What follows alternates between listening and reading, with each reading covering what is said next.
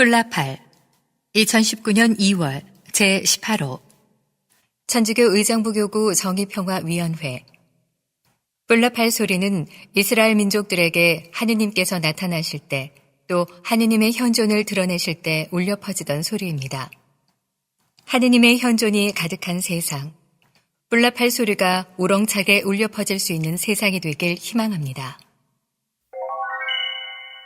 영혼 없는 사회에서 희망 찾기. 사목을 하면서 내가 주로 많이 만나는 사람들은 어린이, 청소년, 청년, 그리고 주일학교 선생님들이다.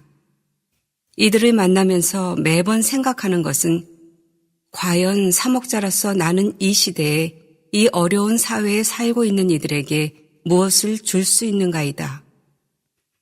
매번 고민하고 고민하지만 항상 고민에 그칠 뿐이고 현실은 바뀌지 않는다. 내 능력의 한계를 개탄할 뿐이고 그저 답답함에 걱정과 근심만 늘어날 뿐이다. 매주 신부님들에게 전달되는 주간지 중에서 빗두레라는 주간지가 있다. 거기에는 사제가 사제에게라는 코너가 항상 제일 앞면에 실린다. 사제가 다른 사제들에게 들려주고 싶은 이야기, 사목을 하면서 경험했던 에피소드들을 담는다. 며칠 전에는 청주교구 청소년 국장 신부님의 글의 제목이 눈에 들어와 읽어보았다. 성당에서 아이들이 원하는 것? 자주 내가 고민하는 질문이라 관심을 갖고 신부님의 글을 읽었다. 글의 내용은 대략 이렇다. 나는 청소년 사목을 공부했기에 주위에서 자주 주일학교 아이들이 많이 늘었어? 라는 질문을 받는다. 그때마다 나는 다 똑같죠 라며 대답했다. 사실 모든 본당의 아이들의 숫자가 줄고 있다. 하루는 더는 이대로 있어서는 안 되겠다는 생각이 들어 나는 주일학교 아이들에게 물었다. 무엇을 하고 싶은지, 성당에서 무엇을 원하는지 물었다. 나의 이 물음에 아이들은 놀러 가고 싶다고 대답했다. 장소는 학교와 성당만 아니면 어디든 그냥 좋다고 했다. 나중에 놀이동산을 가기로 하고 다음 주에는 떡볶이를 직접 해먹기로 했다. 떡볶이를 해먹는 단 30분의 교리 시간이 끝나자마자 아이들은 서둘러 교리실을 나갔다. 그런데 교리실을 나가는 순간 아이들의 표정이 확 바뀌는 것이다. 교리 시간에는 볼 수 없었던 환한 미소가 피어올랐다. 교리실에 혼자 서서 생각했다. 나는 지금까지 뭘 한 거지? 아이들이 진정으로 원하는 것은 교리 안 하는 것인가? 학교에서, 학원에서, 가정에서, 교회로의 강요를 받는 아이들은 쉬고 싶어 하는 것 같다. 나는 사목이 아닌 교육만을 고집하고 있는 것은 아닌가? 아이들의 고민과 상처에 얼마나 공감하고 있나? 나 역시 본당에서 아이들에게 교리 시간에 무엇을 하고 싶은지 자주 물어본다. 나의 이 질문에 아이들은 그저 침묵으로 일관할 때가 많다. 그런데 한 아이가 나에게 말했다. 신부님, 기도하고 싶습니다. 같이 기도해 주시면 안 될까요?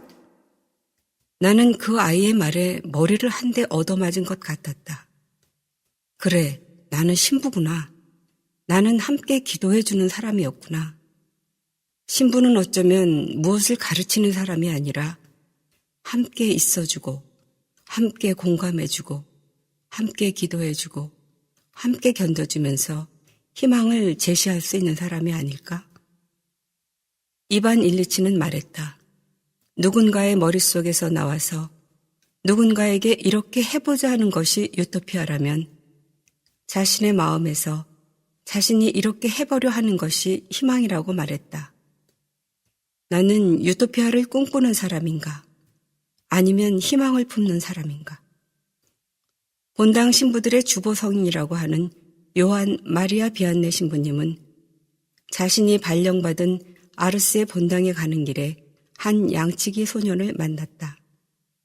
비안네 신부님은 그 소년에게 아르스로 가는 길을 묻기 위해서 이렇게 말한다. 얘야, 네가 나에게 아르스로 가는 길을 알려주면 나는 너에게 천국 가는 길을 알려주겠다. 천국은 희망이지 않을까? 그런 점에서 신부는 유토피아가 아니라 희망을 품으며 그 희망을 이 영혼 없는 세상에 드러내려고 노력하는 사람이 아닐까. 중국의 작가 루시는 그의 책 광인일기에서 박해 망상증을 앓고 있는 한 미치광이의 이야기를 전한다. 광인일기라는 소설의 제목을 통해서 섬뜩함을 느낀다. 그런데 내용은 더 섬뜩하다. 이 이야기는 식인의 내용을 담고 있기 때문이다.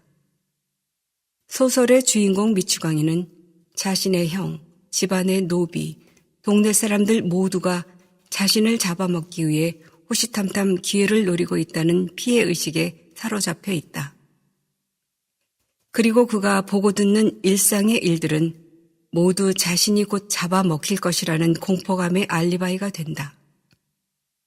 이 미치광이의 말을 통해 독자는 식인의 공포를 감지할 수 있다. 자신은 사람을 잡아먹으려 하면서도 남에게 잡아먹히는 것은 두려운 것이다. 그래서 모두 의심스러운 눈초리로 서로 상대의 얼굴을 몰래 훔쳐보는 것이다. 이런 생각을 버리고 마음 편히 일하고 길을 걷고 식사하며 잠을 자면 얼마나 즐거울까. 그런데 이 미치광의 말을 통해서 나는 나 자신을 그리고 우리 한국 사회를 발견한다. 항상 사람을 잡아 먹어온 곳, 거기서 나도 오랜 세월 살아왔다는 것을 알게 되었다. 나도 사람을 잡아먹으며 살아왔다. 나의 부모 형제를, 나의 친구들을, 세상의 가난한 이들을, 그리고 자연 생태계를 잡아먹으며 살아왔다. 그냥 우리는 이렇게 서로를 먹고 먹히며 살아야 하는가? 먹히지 않기 위해서 우리는 서로의 얼굴을 의심스러운 눈초리로 몰래 훔쳐보며 살아야 하는가? 그리고 우리 아이들을 누군가에게 먹히지 않게 훈련시키고 끊임없는 긴장의 삶 속으로, 영혼 없는 삶 속으로 이끌어야 하는가? 과연 나에게 그리고 우리 사회에 희망은 있는가? 그래도 희망은 있다. 우리 각자가 마음에 품고 있는 선한 것들을 행한다면 우리에게 희망은 있다. 아직 이 세상에는 한 번도 사람을 잡아먹어 본 적이 없는 아이들이 많다. 그 아이들을 구해야 한다. 그리고 다른 이들에게 먹히지 않기 위해서 어쩔 수 없이 사람을 잡아먹은 아이들의 상처를 치유하고 그들의 죄책감과 슬픔을 공감해 주어야 한다. 그 아이들을 보호해 주어야 한다. 어쩌면 지금 우리의 아이들은 계속해서 자신의 잃어버린 영혼을 찾아 헤매고 다니는지도 모르겠다. 하긴 영혼 있는 이들이 어찌 다른 이들을 잡아먹을 수 있을까? 영혼이 없기에 다른 이들을 잡아먹는데 주저함이 없을 것이다. 그런데 우리 아이들은 그 영혼을 구하고 싶어 한다. 나에게 함께 기도해 달라고 요청한 아이의 말이 이렇게 들린다. 신부님, 저와 함께 기도해 주세요. 한 주간 동안 제가 제 영혼을 잃어버리지 않도록, 제 영혼을 단단히 잡고서 다른 이들을 잡아먹지 않도록 함께 기도해 주세요. 우리에게 아직 희망이 있다. 아직 함께 기도해 달라고 요청하는 아이들이 있는 한 우리에게는 아직 희망이 있다. 한 사람의 10걸음보다 10사람의 한 걸음. 영화 말모이. 우리는 흔히 강력한 능력을 지닌 누군가가 나타나 세상을 변화시켜 주기를 희망한다. 그를 구세주, 영웅이라 부르며 그들의 희생은 당연한 것으로 여기며 요구하기도 한다. 그 와중에 자신을 스스로 영웅의 자리에 놓으려고 하는 사람이 나타나고 어떤 이는 좋은 결과를 만들어내고 어떤 이는 그렇지 못하고 역사의 뒤안길로 사라져간다. 그런데 인류의 역사를 들여다보면 세상은 다수가 뜻을 모아 움직였을 때 변화되어 왔다는 것을 알 수 있다. 역사의 중요한 변곡점들은 대중이 움직였을 때 나타났다. 영향력 있는 종교의 탄생과 성장이 그랬고 프랑스 혁명이 그랬다. 우리나라에서는 3.1운동과 민주화운동, 촛불혁명이 그랬다. 일제강점기 후반, 대동아 전쟁을 수행하기 위해 일제는 한국인을 필요로 했다. 그래서 내선 일체 사상, 일본과 한국 민족의 뿌리는 하나다를 내세워 우리 민족의 문화를 없애려고 했다. 창씨 개명을 요구했고 조선어 사용을 금지시켰다. 이에 조선어학회에서는 조선어 사전을 만드는 작업에 착수했다.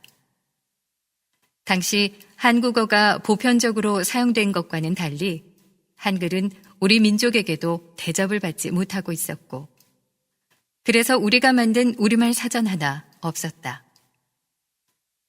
외국인 선교사들이 필요에 따라 만든 사전이 전부였다. 실제 역사에서 일본은 일명 조선어학회 사건으로 우리말 사전 편찬을 방해하고 막아냈다. 그런데 기적적으로 원고가 살아남아 해방 후에 조선어 사전이 발간되게 된다. 이 영화는 사전이 만들어지는 과정과 원고가 남게 된 알 수 없는 역사를 흥미진진하면서도 의미 있고 감동적인 상상력으로 채워주었다. 영화가 주는 메시지가 의미 있는 이유는 영화를 가득 채운 상상력의 내용 때문이다. 사투리를 포함한 우리말이 모아지는 과정이, 즉 일제 방해를 이겨내고 말모의를 성공시키는 이들이 조선어학회 몇몇 사람이 아니라 많은 사람이 함께해서 가능했다고 표현하고 있기 때문이다. 심지어 그 많은 이들 중에는 글도 몰라서 도움이 될 것이라고 생각조차 하지 못했던 사람들, 우리말의 소중함이나 독립에 대한 희망조차 가지고 있지 않다고 생각했던 사람들이 함께했다고 상상하고 있기 때문이다. 지식인들 중에 사투리를 알려줄 사람들이 몸을 사려 작업이 진행되지 않을 때 글도 모르는 각 지방의 사람들을 모아서 사투리를 모으는 장면이나 잡지에 광고를 실어 편지로 각 지방 사투리가 모이는 장면은 특히 함께 가는 발걸음이 얼마나 큰 것인지를 잘 보여준다. 우리말 사전의 필요성을 깨달은 몇몇 사람의 앞선 발걸음이 필요했던 것처럼 세상의 변화는 선구자의 앞선 안목을 필요로 한다. 하지만 그 발걸음의 완성은 다른 많은 이들이 그 걸음에 동참해야만 가능하다. 그렇지 않고 홀로 10걸음을 걸어가더라도 그 선구자의 그 발걸음은 아무런 변화를 가져오지 못한 채 결국 멈추게 된다. 이 영화에서는 한 사람의 10걸음보다 10사람의 한 걸음이 더 위대하다라는 표현으로 함께 걸어가는 것의 가치를 표현해주고 있다. 역사의 중요한 변곡점에 서 있는 우리 사회에 그 변화를 희망하고 있는 우리에게 던지는 메시지가 크다고 생각된다. 촛불을 들어 큰 변화를 이루어냈지만 그 혁명의 완성의 길은 여전히 진행 중이다. 그 완성은 우리가 뽑아놓은 몇몇 리더들을 통해서만 이루어지는 것이 아니라 우리가 함께 걸어갈 때 도달할 수 있지 않을까 생각한다. 예수님께서 혼자 복음을 선포하시지 않고 제자들을 뽑으신 것도 큰 혁명이 아니라 이 마을 저거울을 찾아가 한 사람 한 사람을 만나고 그들을 변화시키려 하셨던 것도 당신 혼자서 세상의 구원을 이루어내는 것이 아니라 많은 이들이 함께하는 길을 택하셨기 때문이다.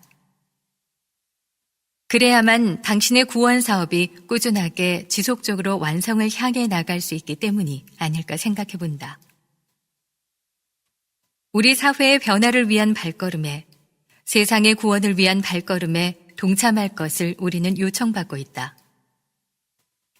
몇몇 이들에게 맡겨놓고 바라보는 것이 아니라 함께 걸어가야 한다. 그 걸음은 수고스럽고 때로는 고단하고 불편하기까지 할 것이다. 하지만 함께 걸어가는 걸음이 없다면 우리가 원하는 변화는 이루어질 수 없을 것이다. 반대로 함께 걸어가는 이들이 한 명 한 명 늘어갈 때 민들레 씨앗이 날려 온 세상에 퍼지듯 희망이 퍼져나가고 변화가 일어날 것이다. 이 영화를 보고 함께 걸어갈 이들을 어떻게 하나하나 늘려갈 것인지 더욱 진지하게 고민하게 됐다.